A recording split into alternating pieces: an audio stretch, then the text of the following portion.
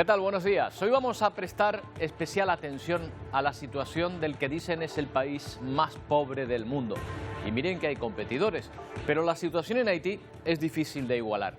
Un país sin gobierno que podamos llamar como tal, donde las bandas criminales se reparten el control de distintas zonas a través de la violencia y los asesinatos. ¿Qué futuro hay en un país sin nadie al frente, donde la vida de una persona no vale nada?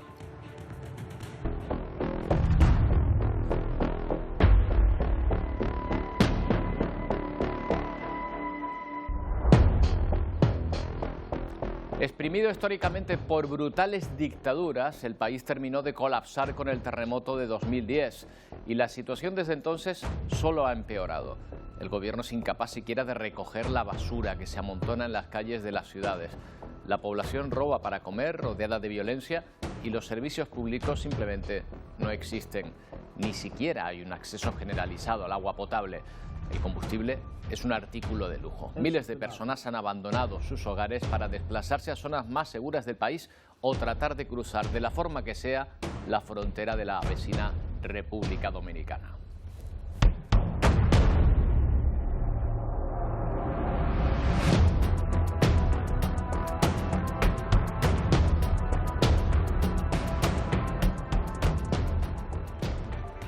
En Francia, la intensidad de las protestas se reduce poco a poco, aunque no del todo. En la séptima noche de disturbios, 72 personas han sido detenidas.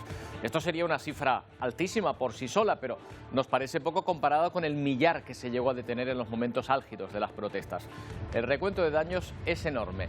Los alcaldes de los cientos de poblaciones afectadas hablan de miles de millones en pérdidas materiales.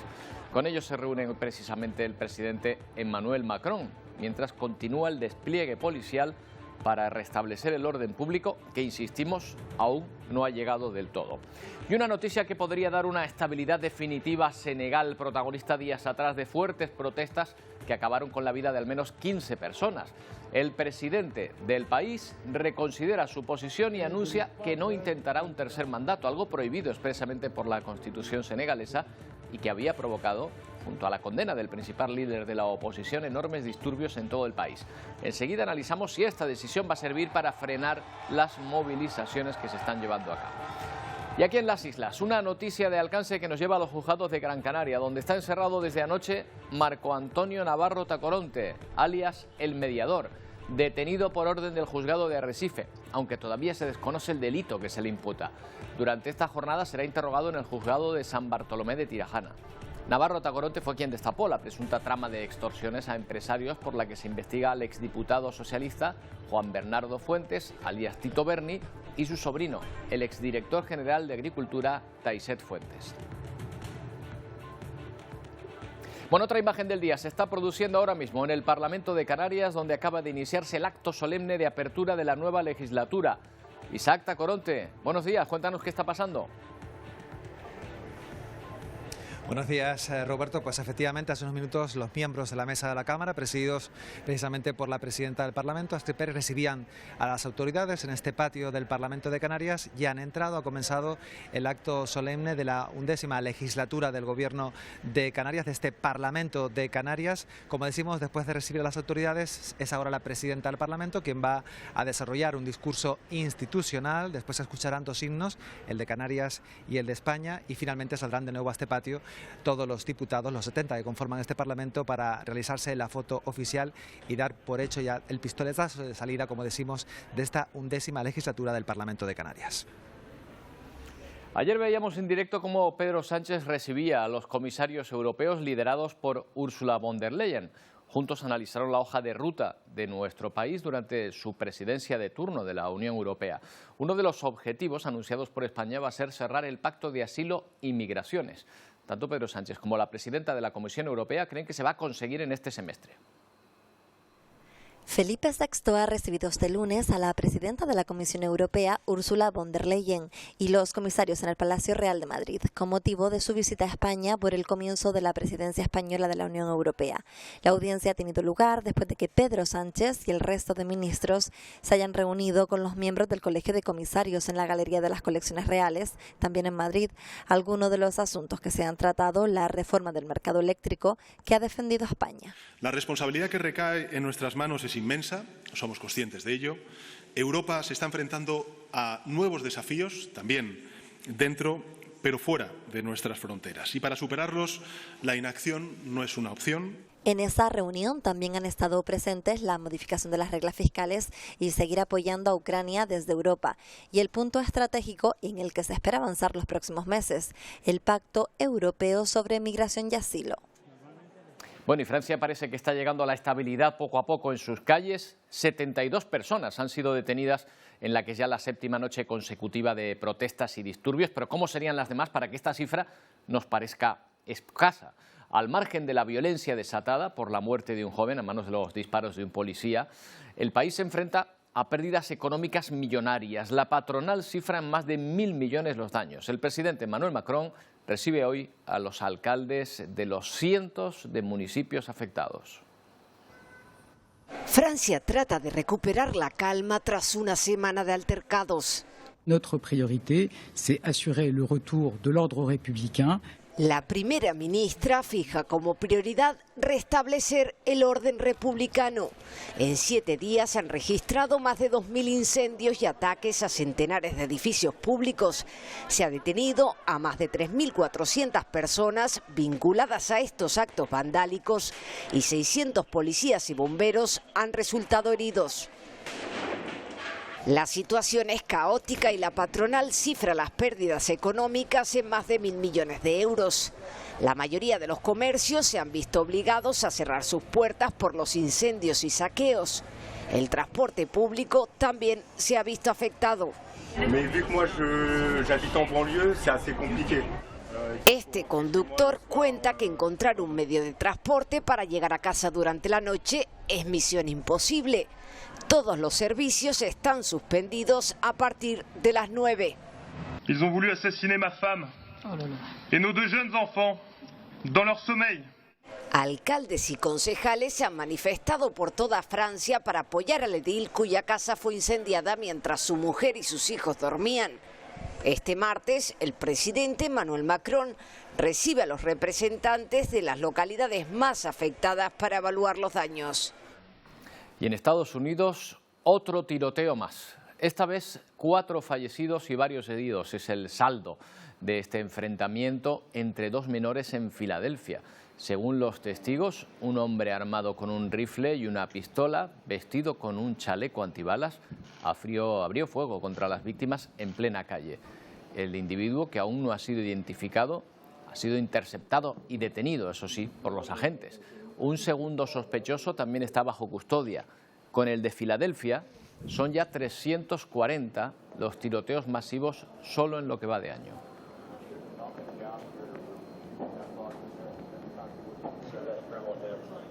Bueno, vamos a volver al Parlamento de Canarias, al que vamos a prestar atención en esta jornada solemne que se está produciendo. Está ahora mismo interviniendo la presidenta del Parlamento, Astrid Pérez. Vamos a escucharla. Para hacer frente a los retos comunes y desde la fe en nuestras posibilidades debemos y podremos hacerlo. El pueblo canario siempre ha sido inquieto, trabajador, sacrificado, esperanzado y emprendedor, siempre en busca de algo que hiciera su vida mejor. El presente no invita a la comodidad, sino al esfuerzo y al trabajo para seguir haciendo lo mejor. Canarias podrá ser mejor en este mundo convulso. Y para ello, más que nunca, es preciso plantearnos también qué podemos hacer, dejar de preocuparnos por lo que pueda venir y ocuparnos para afrontar lo que venga. En tiempos difíciles hemos dado pasos fundamentales y lo hemos hecho sin divisiones partidistas, juntos, porque somos conscientes de que siendo 8 islas en mitad del Atlántico, la unidad es nuestra mejor respuesta ante cualquier adversidad que se presente. Bueno, pues ahí está el discurso de la presidenta del Parlamento de Canarias en esta solemne jornada de apertura de la Cámara Canaria que se está produciendo ahora mismo. Vamos hasta Ucrania. Mientras tanto, al menos 3 personas han muerto en las últimas horas tras un ataque ruso a la región de Sumy. Zelensky pide ayuda para que los sistemas de defensa aérea cubran cada rincón del país. El sonido de este dron sobrevolando la ciudad de Sumy pone en alerta a la población. Segundos después, Una gran columna de humo se divisa en el horizonte. El vehículo no tripulado impacta contra este edificio residencial. El enemigo usó drones iraníes Shahed. Se registraron 4 ataques en total. Varios edificios residenciales resultaron dañados, informa esta agente. Al menos 3 personas mueren en el bombardeo. Las explosiones dejan además cerca de una veintena de heridos. Los inmuebles quedan inhabitables. En esta ocasión, las defensas no pudieron derribar los artefactos. Haremos todo lo posible e imposible para que nuestra defensa aérea sea la más fuerte. Nuestro objetivo es que el escudo aéreo ucraniano pueda cubrir todo nuestro territorio del terror ruso, manifestaba el presidente Zelensky. Rusia, por su parte, afirma que ha abortado un ataque ucraniano con drones en Moscú en la mañana de este martes. El aeropuerto moscovita tuvo incluso que suspender las operaciones de despegue y aterrizaje durante un tiempo. En el terreno, la batalla sigue siendo especialmente feroz en torno a la ciudad de Bakhmut, donde los enfrentamientos son cuerpo a cuerpo. Ucrania afirma que ha reconquistado ya 130 kilómetros cuadrados desde que comenzó la contraofensiva. Kiev sigue preparándose ante un posible evento catastrófico en la central nuclear de Zaporilla. El comandante en jefe de Ucrania visitaba este lunes la planta nuclear de Rivne para evaluar posibles riesgos. En La Haya comienza a andar el nuevo Centro Internacional para el Enjuiciamiento del Crimen de Agresión que juzgará la invasión rusa en Ucrania. Queremos comenzar a construir el caso ya, ahora. No queremos esperar hasta el final del conflicto, asegura el presidente del denominado Eurojust, que trabajará conjuntamente con la Corte Penal Internacional. Las autoridades ucranianas están revisando más de 93.000 informes de crímenes de guerra y ya han presentado cargos contra 207 sospechosos. Bueno, y una noticia de última hora de alcance internacional. La Agencia Internacional de Energía Atómica ha dado luz verde al plan de Japón para verter aguas contaminadas de Fukushima al Océano Pacífico. La evaluación se ha dado a conocer hoy después de 2 años de investigaciones y señala que las descargas serán graduales y controladas y que van a tener, según los científicos, un impacto radiológico insignificante en las personas y en el medio ambiente. El organismo remarca que el proyecto cumple con los estándares internacionales, aunque también reconoce que levanta temores en varios países vecinos. Bueno, un asunto del que les hemos hablado aquí estos días y del que seguiremos hablando. Y vamos hasta Senegal, donde su presidente, Macky Sall, ha anunciado que descarta presentarse a un tercer mandato, algo prohibido por la Constitución y además muy criticado por la oposición en línea con los límites de esa Constitución. La tensión en el país alcanzó su repunte a principios de mes, con la muerte de más de 15 personas tras una condena de 2 años de cárcel al líder opositor Ousmane Sonko. Mes chers compatriotes, Mi decisión, larga y cuidadosamente meditada, es la de no ser candidato en las próximas elecciones del 25 de febrero de 2024. Así lo anunciaba el presidente Macky Sall, que no se presentaría al mandato por tercera vez consecutiva ante las manifestaciones generadas en los últimos meses por ir en contra de la Constitución. Se lo prometió a los senegaleses y ha cumplido su palabra. Es el presidente de la República. Es un hombre joven y dijo que nadie podía cumplir más de 2 mandatos consecutivos, declaraba este joven. Tienes que respetar tu palabra y es este respeto el que nos ha llevado a esta situación. De ahora en adelante será muy respetado internacionalmente, comentaba esta chica. Fue elegido por primera vez en el 2012 y llegó a renovar su mandato en febrero de 2019. Ahora, con las elecciones a la vista, había anunciado que quería volver a optar al mandato por tercera vez. La condena de 2 años de cárcel al líder opositor Ousmane Sonko por delito de corrupción de jóvenes y no por violación a una joven, unida a la intención del presidente a prolongar su legislatura, provocó una situación límite del país africano. Tras su decisión, pone fin a meses de protestas y tensión social que derivaron en uno de los peores estallidos de violencia en los últimos años. Vamos precisamente hasta la capital senegalesa, donde se encuentra nuestro colaborador Pepe Naranjo. ¿Qué tal, Pepe? Buenos días. Hola, buenos días, ¿qué tal? Bueno, ¿cómo ha amanecido la capital senegalesa tras este anuncio? ¿Más tranquila que en otras jornadas? Claro, sin duda. Hay una enorme sensación de alivio, yo diría que es la palabra, después del anuncio de Macky Sall, que larguísimamente esperado. Por fin ayer dio un solemne discurso a la nación con el tono requerido para los grandes acontecimientos y en el que dijo que no se presentaba a las elecciones. Él nunca dijo que se fuera a presentar, lo que sí es que mantuvo la incertidumbre, especuló, digamos, con el tiempo, barajó esa posibilidad, pero nunca llegó a anunciar que se iba a presentar. De hecho, había dicho que no se iba a presentar en el pasado, pero es verdad que los acontecimientos recientes le habían empujado, digamos, a dudar sobre su palabra, pero finalmente, como se comentaba en la crónica, ha decidido respetar esa palabra dada y ha dicho que por un código de honor y sentido de la responsabilidad ha decidido no presentarse a las elecciones, y eso hace que este país respire hoy mucho más aliviado que las últimas semanas. Claro, pero se lo pensó, ¿eh? Bueno, de hecho ha dicho que ha sido tras una larga meditación, o sea que se lo estuvo pensando realmente. ¿Crees que este anuncio por sí mismo va a poner fin a las protestas? No, esa es la parte quizás en la que estoy menos de acuerdo. Yo creo que va a contribuir sin duda a rebajar la tensión, pero no creo que la herida todavía no está del todo cerrada. Sobre todo está pendiente la suerte del líder opositor Ousmane Sonko, que sigue retenido desde hace un mes en su domicilio por la policía y que pesa sobre él una condena de 2 años de cárcel y un previsible ingreso en prisión si finalmente se ejecuta esa orden. Eso podría volver a desencadenar protestas en este país y es realmente un poco sobre lo que está pivotando ahora mismo el futuro inmediato, ¿no? La posibilidad de que Sonko ingrese o no en prisión. Sonko, quien por cierto ayer, antes del anuncio presidencial, volvió a llamar a la insurrección a los senegaleses y a decirles que tenían que tomar el poder, digamos que a través de las protestas, ¿no? Algo que está jugando, digamos, con fuego Sonko desde hace tiempo y su futuro pende en este momento de un hilo. Pues no parece tampoco la actitud mejor para volver la tranquilidad a las calles. ¿Se ha manifestado Sonko después del anuncio del presidente?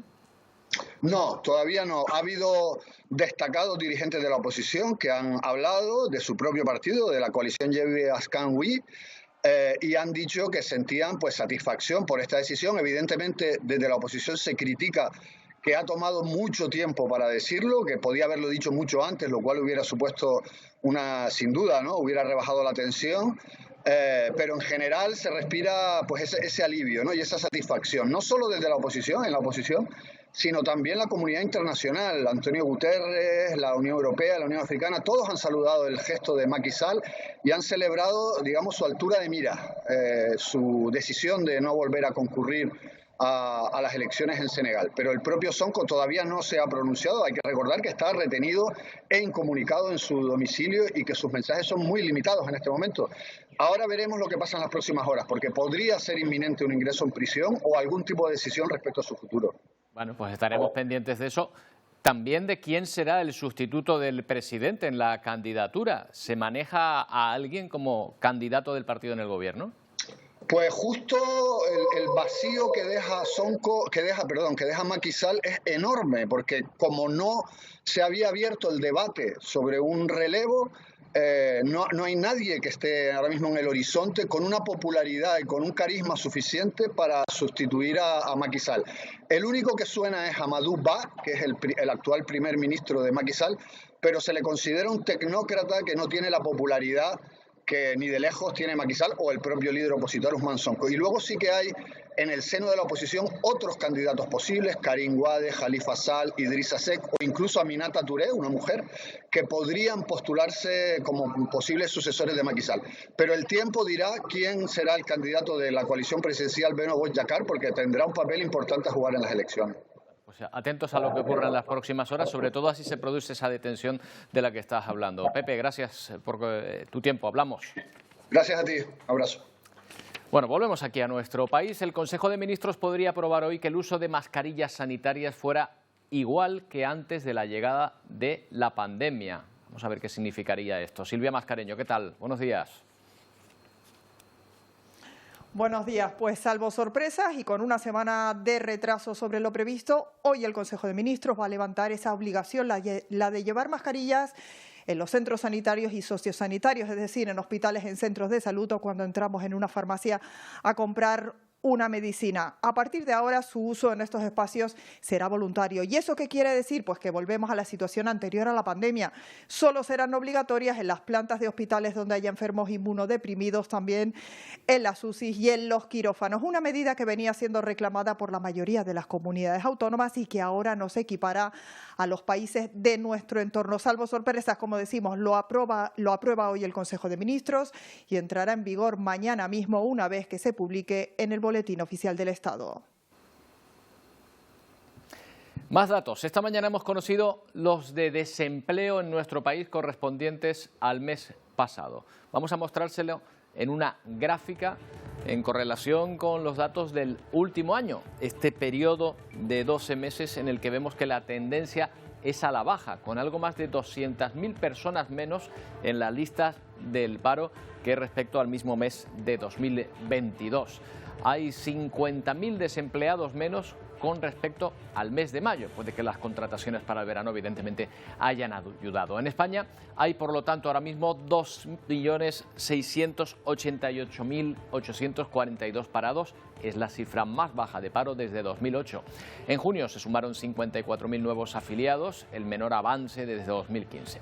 En total de ocupados, en cualquier caso, marca otro máximo, llegando casi a los 21 millones. Bueno, pues estos son datos positivos en cuanto al empleo, aunque manteniendo esta cifra alta, superior a los 2.600.000 parados, mientras en diferentes comunidades autónomas siguen buscando pactos para que los gobiernos puedan comenzar a trabajar.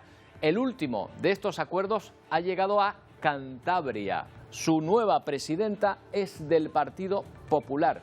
Gracias a la abstención del Partido Regionalista de Cantabria, va a poder gobernar sin el apoyo de Vox. Así que ya solo quedan 4 regiones por conocer cuál va a ser su futuro. Murcia, donde el Partido Popular negocia para saber si la fórmula con la que va a gobernar es con la abstención de Vox o con Vox en el gobierno. Idéntica situación encontramos en Aragón, en Asturias y Navarra. Mientras tanto, todos son incógnitas, no hay acuerdo y no se sabe exactamente hacia dónde podría inclinarse la balanza. Antes de continuar, de nuevo, ya que estamos en asuntos políticos, un vistazo al Parlamento de Canarias, donde desde las 11 de la mañana estamos asistiendo en directo a la apertura solemne del Parlamento. Tras el discurso de la presidenta de la Cámara, Astrid Pérez, que acabamos de observar, se está llevando a cabo pues este acto musical en el cual se está interpretando ahora mismo una pieza de música clásica. Una pausa y volvemos enseguida.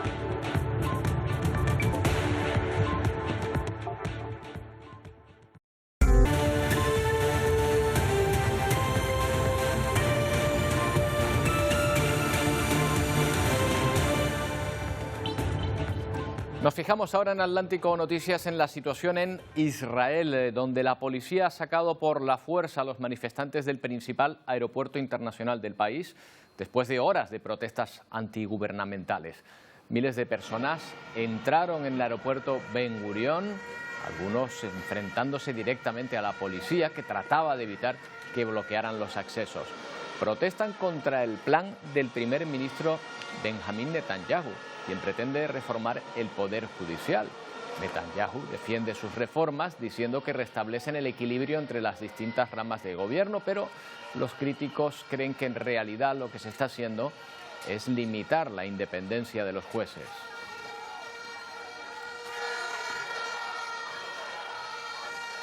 Bueno, eso es parte de sus problemas internos de Israel, de su propio gobierno. Mientras tanto, paralelamente, una misión militar, misión Casa y Jardín, operación aérea y terrestre sobre el campo de refugiados de Jenin, en Cisjordania, en el que podrían haber fallecido 9 personas. Más de 100 han resultado heridas. Es el mayor ataque en esa zona en 2 décadas.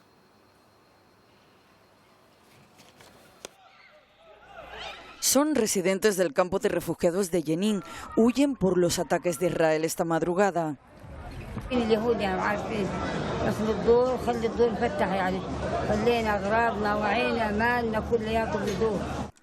Israel anunció el lanzamiento sorpresa de una gran operación antiterrorista dirigida a prevenir que este campo de refugiados no se convierta en lugar seguro para combatientes. Striking the terrorism hub with a great strength. I want to emphasize that we don't have a fight with the Palestinians. Actually, our fight is with the proxies of Iran in our region, which is mainly with the Hamas and the Islamic Jihad. Es la mayor operación de las últimas 2 décadas y más de 1000 hombres han tomado parte.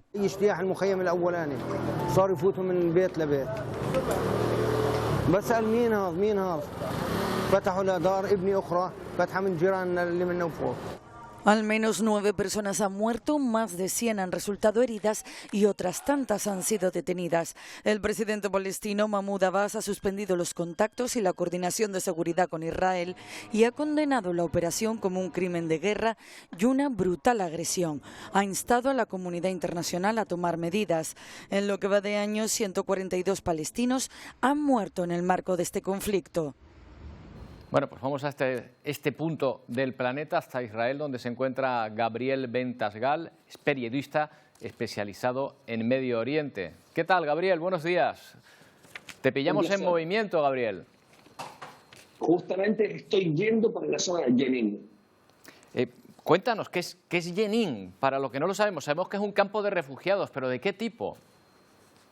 Mira, es una ciudad grande entre las ciudades que están bajo gobierno total palestino. Pero esta ciudad se ha transformado en los últimos años en un centro muy importante de Yihad Islámica y de Hamas. Y las fuerzas de seguridad de Israel dicen que de los 9 asesinados israelíes en el último mes, buena parte de ellos fueron de Jenin. Jenin no es una ciudad gobernada por la autoridad palestina. Ahí la autoridad palestina tiene poco y nada poder, sino que justamente son los grupos islamistas los que tienen más fuerza y los que dominan incluso no solamente la ciudad, sino también el campamento de refugiados. Claro, el Ejecutivo israelí se cuida mucho de aclarar que esta vez no se enfrenta a Palestina, sino a Irán. ¿Qué actividades tendría Irán en esta zona? Es que Irán está entrenando y entrega armamento o materiales explosivos a Hamas y a la Yihad Islámica, principalmente la Yihad Islámica. Entonces lo que aclara Israel es que el problema no lo tiene con Palestina, sino que estos grupos son grupos que no respetan la autoridad palestina. Y en este caso la autoridad palestina tiene un dilema, porque por un lado colabora con Israel y le pide a Israel que Israel haga una limpieza en un terreno que ellos no pueden mirar. Una vez que la operación comienza, dice que la actitud de Israel es demasiado agresiva para lo que a ellos les gustaría, también lo hace para quedar de alguna manera bien con su propio pueblo. Mientras que esto ocurre en las calles de Jenin ahora, gritan canciones en contra de Mahmoud Abbas, diciendo que él es un traidor. Claro. Gabriel, la cuestión, como siempre en estos casos, tiene que ver con la medida, ¿no? Con la brutalidad aparente o la diferencia de fuerzas con la que se entra aquí. De las 9 personas fallecidas, ¿se puede decir que las 9 son sospechosos de terrorismo?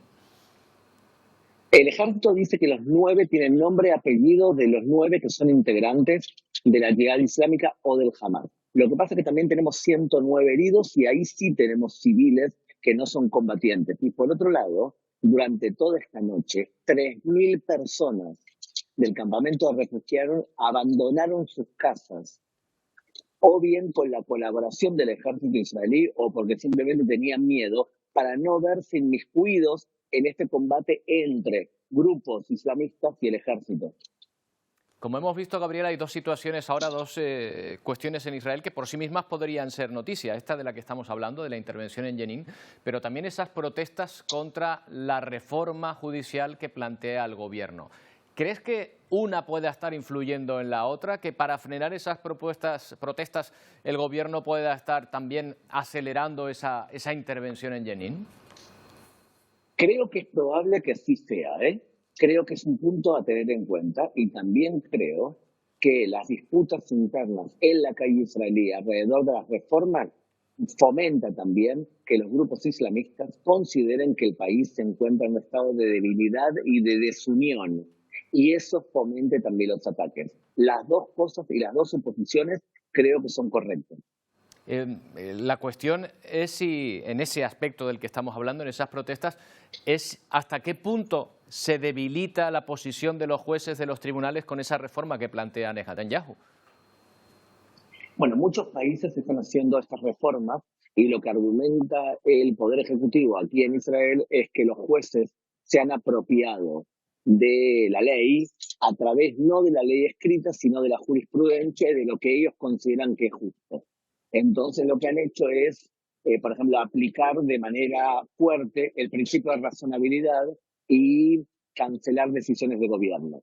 Y además argumentan que 12 de los 15 jueces del Poder Judicial, o sea, de los jueces de la Corte Suprema, son universalistas, o sea, lo que vendría a ser de izquierda, mientras que el gobierno es conservador de derecha. Es un fenómeno a nivel mundial. Lo que ocurre especialmente acá es que la justicia tiene mucho prestigio y es muy bien vista por la población y por lo tanto estas reformas son vistas por los que admiran a la justicia como un cambio del juego político y por eso salen a protestar.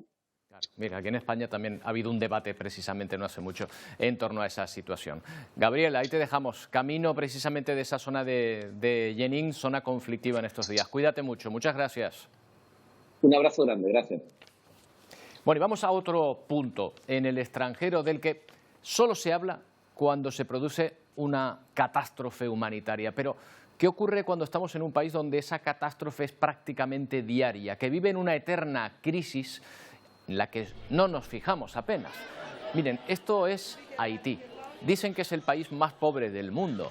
Lo que estamos viendo es un hospital de UNICEF donde se da algo de alimento y de medicina a quien más lo necesita, especialmente a los niños. UNICEF advertía el mes pasado que nos hemos olvidado de este país en el que unas 165.000 personas viven desplazadas.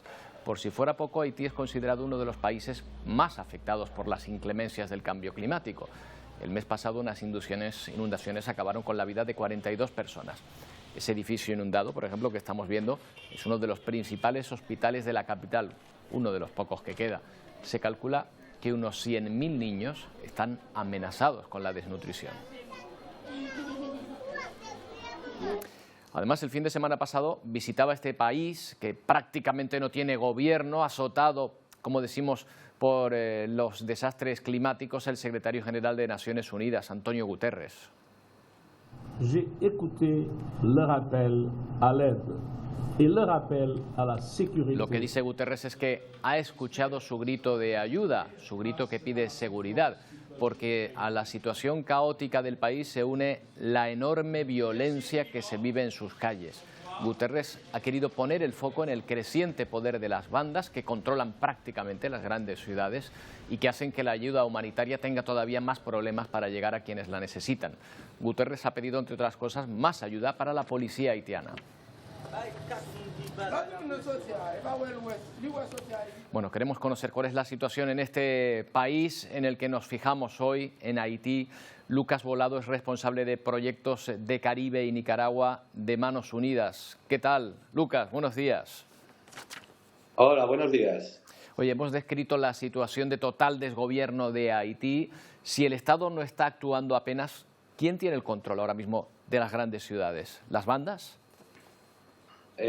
Efectivamente, en estos momentos el control más que de las grandes ciudades, sobre todo de la capital, de Puerto Príncipe, y de las vías de comunicación entre Puerto Príncipe y las provincias, está en manos de las bandas de gángsters, las gangas que se llaman, y que prácticamente pues, dominan todo intercambio comercial, todo el sector de actividad, ante la ausencia del Estado.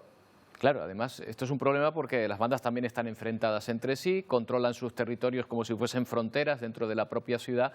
Imagino que para la llegada de ayuda esto debe ser un problema enorme. Bueno, es un problema enorme para todo, para la vida cotidiana de las personas que no pueden desplazarse a sus trabajos, que no pueden adquirir mercancías o que las mercancías no pueden llegar los alimentos. Y también efectivamente es un problema para nosotros el poder desplazarnos y el poder llevar la ayuda. Ayer veíamos, Lucas, un reportaje en el periódico El País en el que hablaba del total desgobierno de este Estado. No hay Estado apenas que garantiza ni siquiera los servicios mínimos. No hay recogida de basuras apenas, no hay acceso a los servicios públicos, ni al agua ni alimentos para todos. Bueno, es una situación de absoluta miseria. Sí, además partimos de una situación que ya era dramática en todo lo que se refiere a servicios públicos, educación y salud, producción de alimentos. Bueno, entonces lo has dicho tú al principio, ¿no? Es el país más pobre de América y bueno, a raíz de los últimos 2-3 años de desgobierno, de desaparición del Estado y de toma de control por parte de grupos criminales, que además lo que tú dices, que son diversos, no es que haya uno que pueda ejercer un cierto control sobre el total, sino que hay enfrentamientos y según el barrio que estés, pues te tocan unos u otros. Realmente la situación es dramática, sí.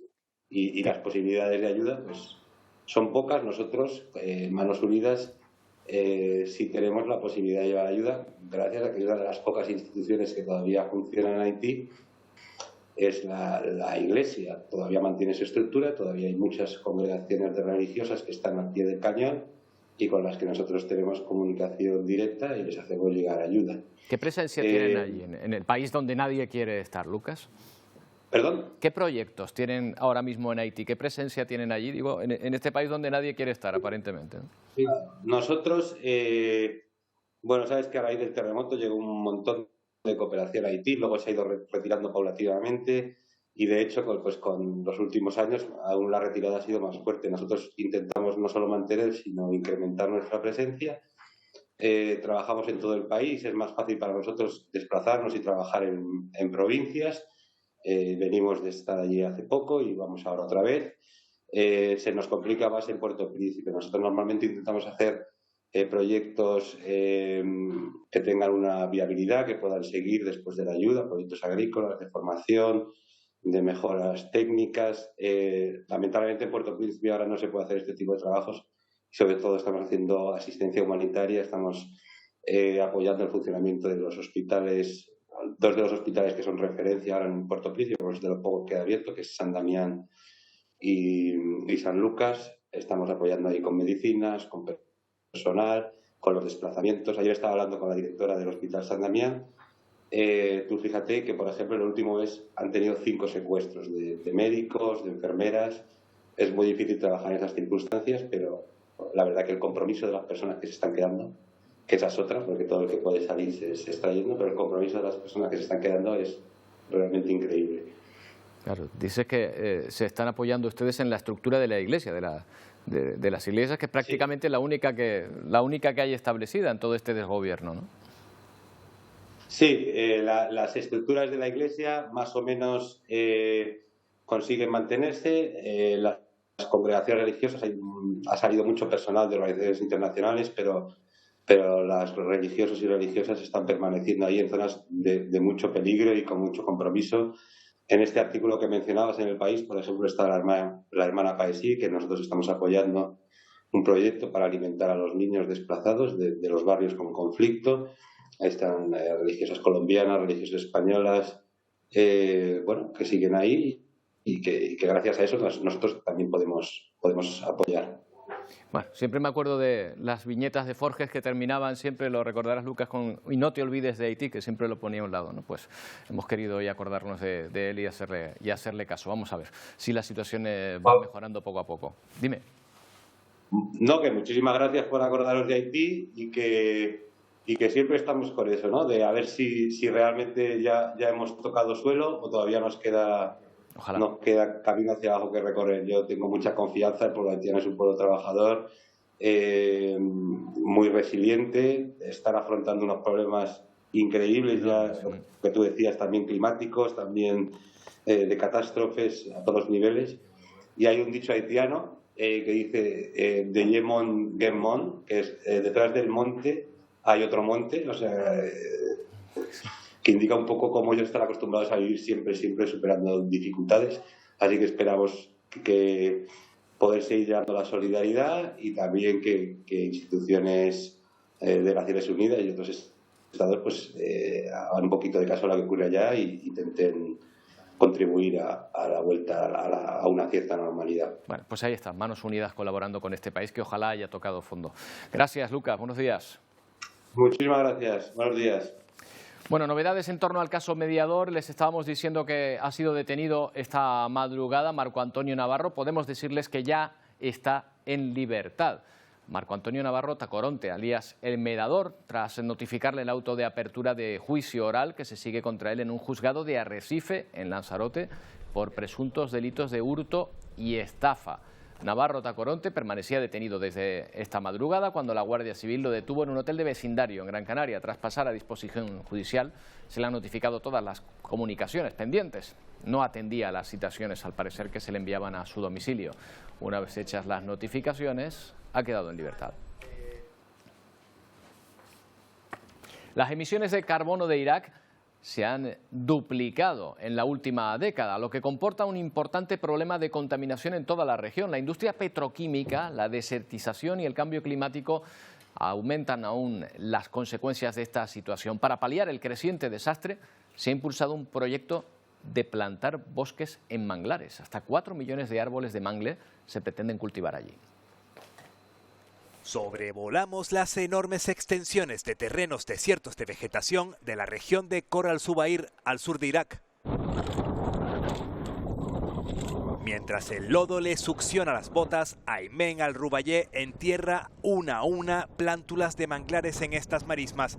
Al fondo se aprecia el humo negro de la planta petroquímica de Zubair. Plantar árboles de mangle en estas áreas es muy importante. Este futuro manglar luchará contra el cambio climático, asegura este ingeniero agrícola. En total se plantarán 4 millones de árboles cerca de los principales campos petroleros del país. Con ello se pretende crear una superficie arbórea de 100 kilómetros cuadrados. Esta planta es capaz de absorber una gran cantidad de dióxido de carbono resultante de la extracción de petróleo y el calentamiento global. Cada hectárea de esas plantas adultas absorbe 1 tonelada por año, explica este profesor de ciencias marinas. Esto ya ha tenido éxito en varios países de la región como Kuwait y Emiratos Árabes. Con suerte los resultados serán parecidos, ya que el ambiente en general, las temperaturas y los tipos de suelo son similares, confía el responsable del Programa Mundial de Alimentos de la ONU. Los futuros bosques protegerán además a las comunidades costeras de tormentas e inundaciones y servirán de hogar para las especies amenazadas. Bueno, pues ojalá sirva de algo, ojalá ayuden pues iniciativas como esta que acabamos de ver, porque la verdad es que vamos de sobresalto en sobresalto. Y en cuanto al tiempo también, unos días hablamos de ola de calor, otros, como hoy, de tormentas apocalípticas. ¿Dónde, Emilia? Cuéntanos. Sí, por eso, más bosques, más bosques. Buenos días, Roberto. Bueno, pues estamos hablando de olas de calor la semana pasada y ahora hablamos de tormentas, como tú bien dices. Ayer por la tarde, los fenómenos tormentosos en nuestro país sorprendían, mismo, precisamente, sí, en muchos puntos. Mira, algunos puntos de Madrid, también en puntos de Valencia, sobre todo, de donde son estas imágenes las más ¿Esto es granizo otra importantes. Vez? Esto es granizo, y el granizo, los testigos dicen que son del tamaño de monedas de 2 euros. Son granizos importantes que si te caen, oye, te hacen heridas. De hecho, ha habido 2 heridos en Valencia por la caída de este meteoro. Desbrozado de árboles, semáforos que no funcionaban, personas heridas. Los seguros los seguros de los coches yo no me los quiero encontrar hoy, porque seguramente más de uno habrá tenido que ir a reparar su vehículo, porque mira la cantidad, por ejemplo, esto en Aragón TV, en Teruel, así caía el granizo ayer por la tarde en esta zona. Es que las tormentas, tú sabes, las tormentas... Parece nieve, ¿eh? Sí, las tormentas y las olas de calor son muy frecuentes y pueden convivir en épocas estivales, en épocas de verano como esta. Mientras nosotros sorteamos el granizo, también en Gran Bretaña lo que intentan sortear es el calor. Y es que ahora se ha sabido que este junio ha sido el más caluroso desde que se tienen registros. De hecho, su temperatura fue de 15,8 grados la media. El año 2022 ya fue uno de los más calurosos, con temperaturas superando los 40 grados. Bueno, pues este 2023 va camino de superar incluso al 2022. Esto es una playa inglesa, lo que estamos viendo. Exactamente. Solo le falta un chiringuito ya. Bueno, es que, y mira, y no te extrañe que al lado de los tíos vivos hay algunos, o si no, alguien vendiéndolos por ahí. Desde luego es una imagen, a ver, poco habitual para ser Gran Bretaña en esta época del año. Estamos más acostumbrados a verlo tal vez en agosto y no con estas temperaturas, pero desde luego parece cualquier playa canaria, también te digo. El año pasado ya lo vimos, ¿eh? El año pasado tuvieron un problema de calor muy fuerte en Pues este Reino año Unido. va por el mismo camino. Y ayer hablábamos de China, de las inundaciones que está sufriendo China, y es que siguen llegando imágenes, Roberto, impresionantes de todos los rescates que se están produciendo allí. Es época de monzones, lo sabemos, pero es que la cantidad de agua que cae en tan poco tiempo y también la orografía, el valle donde se encuentran estas localidades en el sur y sureste de China, pues provocan estas inundaciones repentinas, inundaciones que se levantan incluso 1 metro de alto en muchas poblaciones. Ha habido que rescatar a casi 700 personas, más de 160 viviendas han tenido que ser evacuadas porque, claro, la crecida de los ríos es importante y la gente se queda atrapada. Y además la Comisión Nacional de Riesgos ya ha advertido, estos son los monzones, pero es que está previsto que en esta temporada lleguen incluso 1 o 2 tifones, con lo cual la cosa se puede complicar mucho más. Se complica la cosa en China y se complica también en Perú, donde aún están soportando el fenómeno del Niño y se les complica ahora con un volcán. Pues la verdad que sí, no acaban sino de empezar con el fenómeno del Niño y ahora tienen el volcán que acaba de entrar en erupción. Se llama volcán Ubina, está dentro de ese cinturón de fuego de los volcanes más activos del mundo. Perú tiene 12 volcanes activos y en las últimas horas ha aumentado su sismicidad y también su emisión de gases al mismo tiempo que de magma. Han elevado la alerta, estaba en amarillo, pues ahora tienen una alerta naranja y están ya con los planes de evacuación para la población por si tuvieran que ponerlos en marcha. Pero es un volcán con forma de volcán, o sea, si tenemos que dibujar un volcán lo dibujaríamos igual. Se parece mucho el estratovolcán, sí, señor. Parece muchísimo. Bueno, ¿y la previsión aquí, Emilia? Bueno, aquí tenemos calma, que no es poco, ¿verdad? No, lo que bien, tenemos comparado con todo lo que estamos viendo. Comparado con el vistazo que echamos al mundo, ¿verdad? Pues aquí lo que tenemos son nubes bajas, sobre todo a primera hora de la mañana en el nordeste de la isla de La Palma, en el Mocanal, aunque no se vea, pero sí es verdad que en el Mocanal es una zona donde se concentra bastante humedad, en el nordeste de Tenerife, Panza de Burro en las Palmas de Gran Canaria y también en el norte de Lanzarote y en La Graciosa. Nubosidad de tipo bajo, sin mayores consecuencias, no van a descargar precipitaciones, no se esperan, ni se las ve ni se las espera, con temperaturas que ya a esta hora son de 33 grados con 5 en, por ejemplo, Tejeda o 32,3 en Tunte, son temperaturas bastante elevadas. Bueno, para las próximas horas parece que va a refrescar un poquito. Vamos a ver el modelo de previsión, porque hay dos cosas de las que estamos pendientes. Bueno, en el archipiélago no nos va a afectar, de momento, como digo, bajan las temperaturas, se cambia el fucsia por el rojo e incluso el naranja. Refresca un poquito mañana y sobre todo el jueves, pero fíjate el manchón que tenemos ahí, lila, un poquito más blanco. Estaba previsto que en los próximos días ese manchón se acercara a la vertiente mediterránea y están... Los modelos no se ponen mucho de acuerdo si nos va a entrar a la vertiente mediterránea o incluso afectarnos al archipiélago de cara a la semana que viene. Ya veremos. Ese manchón es mucho calor, ¿no? Ese manchón es más de 40 grados, más de lo que tuvimos la semana pasada. Ese manchón es de 40 para arriba. Así que de momento vamos a mantenerlo alejado. Que se quede ahí, que se quede ahí. Sí, que se quede ahí, ¿verdad? Bueno, sí que tenemos vientos alisios del nordeste mañana, aunque eso sí, con poquita intensidad, soplan del nordeste de flojo a moderado.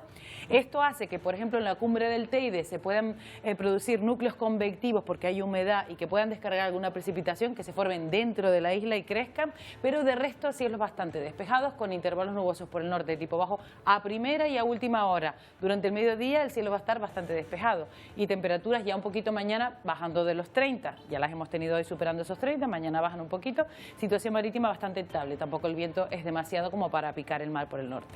Oye, Emilia, te traigo la luna. Ah, bueno, muy bien. Te lo habrán dicho muchas veces, pero nadie te la ha traído de verdad. La de anoche, ¿no? Le llaman la del ciervo, le llaman a esta superluna. Sí, sí, sí. Bueno, es preciosa. Es preciosa, sí. Se ha contemplado en distintas partes del mundo de esta manera.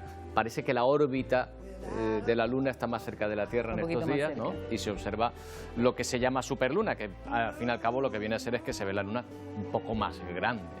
Bueno, pues con estas imágenes de esa Luna preciosa, vista desde distintas partes del mundo, les dejamos hoy. Volvemos mañana a partir de las 11 en una nueva edición de Atlántico Noticias. Feliz día.